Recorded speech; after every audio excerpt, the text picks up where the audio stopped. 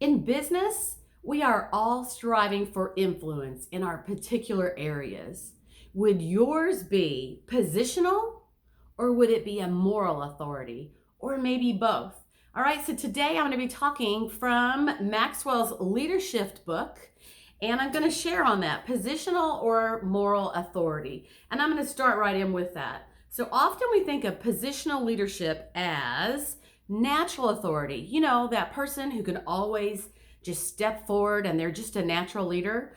I like to call that the D personality, where I teach on communication styles. A lot of times a D personality style is one that steps forward from the time they are children. They're kind of a born leader, all right, but natural authority.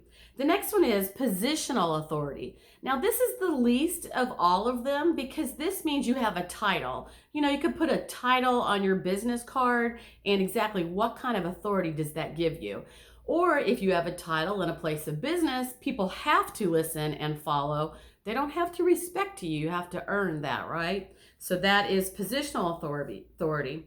How about knowledge authority? They are that person who always knows what to do. They read a lot, they learn a lot, they retain a lot, and they know so much knowledge on so many different areas that often you can go to them to ask for their opinion.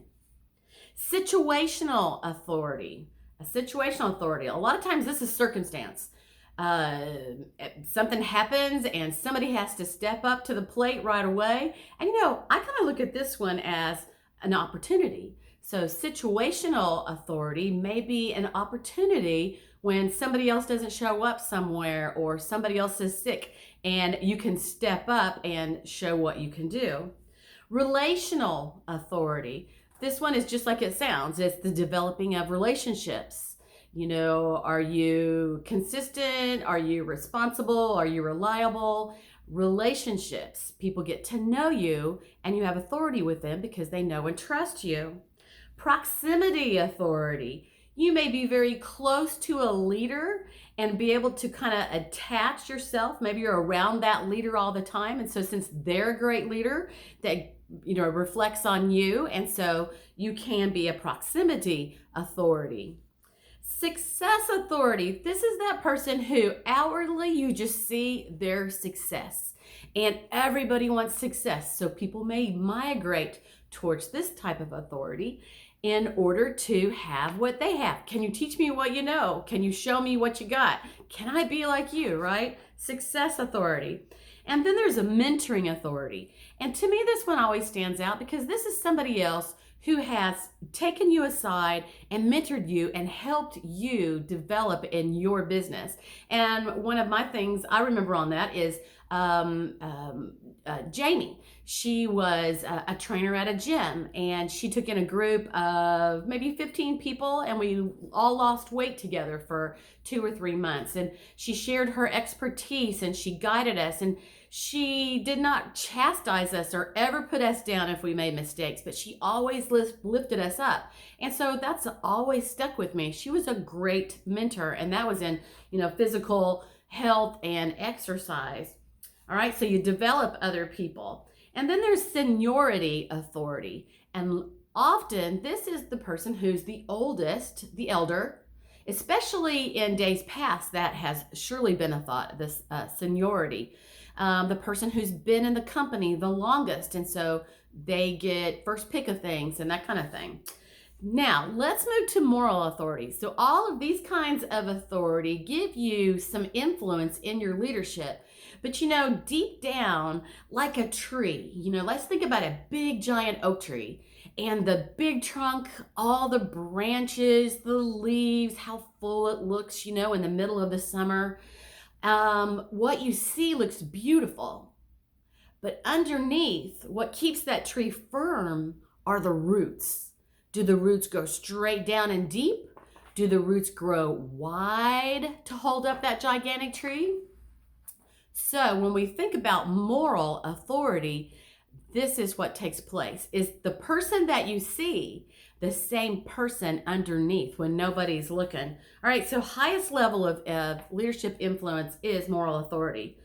And so I did share with you a little bit on the tree and the leaves there. All right, so first of all, we think about good values with moral authority, adding value to others.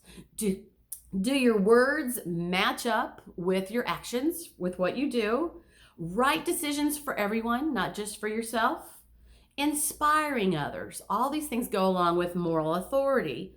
And in Maxwell's book, LeaderSHIFT, he says moral authority is grounded in 4 things, and I'm going to go through those for you. These things happen through the years. Moral authority is not developed overnight. It's something that's developed like the roots of that tree over years and years and years, building upon good decisions, right decisions, consideration of other people, and that kind of thing. Number 1 is competency. Ability to lead well in whatever you do. You always take action, you carry through, you earn respect from others because you do your job. You are a competent person. I like to say, like, if you look at a new manager at a store, let's say a restaurant, and the manager has worked his way up from busboy to dishwasher to I can't think of another word. Hourly, like he takes care of the evening staff or the morning staff or that kind of thing, and then he becomes manager. Well, when you have a manager that steps into a position like that, he's earned respect or he has not, right? The roots grow deep. He's earned that respect through his time, through all of those positions. Did he respect people, value people, care for people, talk well to people? Was he competent? And then he moves into that manager position and he has great respect from his people. But let's say a manager comes in from the outside, and maybe there's somebody within the restaurant that says, hey, I've been here a long time, I have seniority, and I should be able to take on this position. Then that new manager coming in has to earn the respect of others.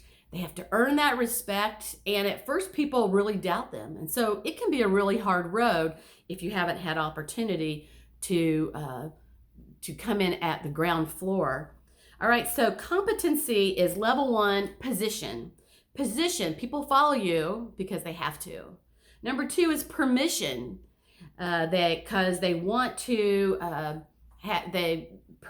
they're given permission to follow you. Number 3 is production. They follow you because you're competent. They've seen what you can do. You build commission, you bring in the money. Number 4 is people development. They follow you because you develop people, inspire people, and lift people. And then number 5 is the biggest one on this. It's the pinnacle.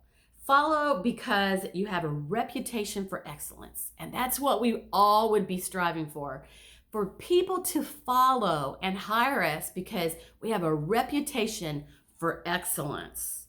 The next one is courage. Courage is getting over the fear and moving forward anyway. I like to say, feel the fear and do it anyway. Courage means you may be in a position where you have to step out when it's not comfortable or go against the crowd. Courage is uncertainty, possibly rejection. All right, so sometimes in courage, you have to stand alone. And can you do that without compromising your values and compromising those things that you say are important to you? The next thing is consistency. Consistency means in your actions, in your beliefs, your behavior, all these things are congruent. Consistency. Your work is consistent. People know that if you're a brick mason and you do a brick job, you're consistent and you always do an excellent job at that brick job. Consistency. This establishes your reputation. When you're consistent and people can rely on you, it establishes your reputation. It gives people confidence in you. They can refer you because they have confidence in your work and your work ethic. So it fulfills the expectations of others and it maintains the message that you want to portray. The next one is character. Now this is a big one. Character is just like that big giant oak tree with the deep, deep roots. Character starts when you're a small child. Don't you remember when we were a little kid? Everybody told a lie when they were a kid. I know I quit telling stories when I was a kid because my mom always knew. She could always tell by my face. I am told that everything shows on my face.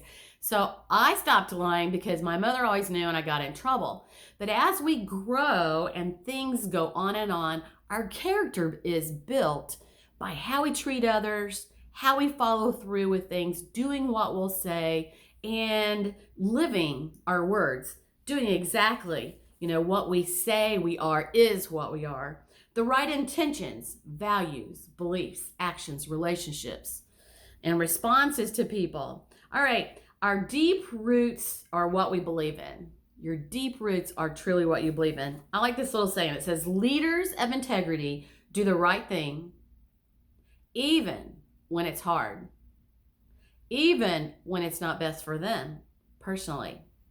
And that's truly a hard thing. I used to be in a business where I had production each and every month, and I always had to do what was best for the people in my group. And so sometimes I had to advise them, you know what, don't order this month if it's not good for you. You have to do what's best for your business. And sometimes that's not the easiest thing, but for some of us, it's the only thing that we can do when we're working with other people. Authenticity is your passion, your place of knowledge. Authenticity is be yourself. Because when you try to be somebody else, it just doesn't work out so good. You got to practice, you got to figure it out, you got to monitor yourself. But when you are authentic, people know, they feel you, all right? So whenever I started doing videos right at the very beginning, I was kind of critical as I would watch my videos. And the first thing is I can be very animated. And so don't watch my animation now, but I can be very animated. So as I watched myself, I was like, oh my goodness, that's just way too much movement, way too much facial, way too much of everything. So then I stopped and I re-recorded and I tried to be still, like not much facial and not move. And all of a sudden I lost the expression from my voice because I was trying to not be authentic to who I was. And it came across as very authoritative. Let me tell you what to do. Anyways, very authoritative. All right, so the next thing is humility. And we have to have the humility to actually, sometimes criticize ourselves or to admit whenever we do wrong, right? But humility is not denying your strengths.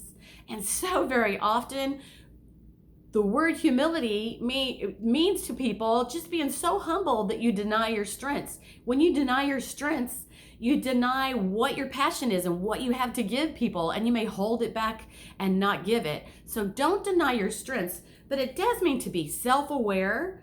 You don't need to draw attention to yourself. You're eager to shine the light on other people. And so humility means shining the light on others, being self-aware, and you don't have to draw attention to yourself, but you don't have to deny your strengths because you need to claim your strengths because that's what helps you move forward. And the last thing is love. Love is caring about other people, valuing other people, and this is my big one, respecting other people. I even talk to children and I say, you know what? If you want respect, you have to give respect. And that is because if they speak respectfully, then the adult doesn't have to speak harshly to them, right? Well, this respect carries right over to everything else in society these days. If you want respect, give respect to others. People can tell if you love, care, and value them, and if you are authentic in what you do. So as you evaluate yourself today, look and think, am I moral? Do I have the moral authority that I would like to have? Do I need to clean up a couple of areas? And do I have, find my notes, the positional authority? What kind of positional authority do I have or do I want to work for? All right, so I hope this helps you as you work on having influence in your business and you work to influence others, to lift them, change their lives, pour in whatever it is that you have to give. I am Connie Durham with Connie's Clever Concepts, and thanks for watching.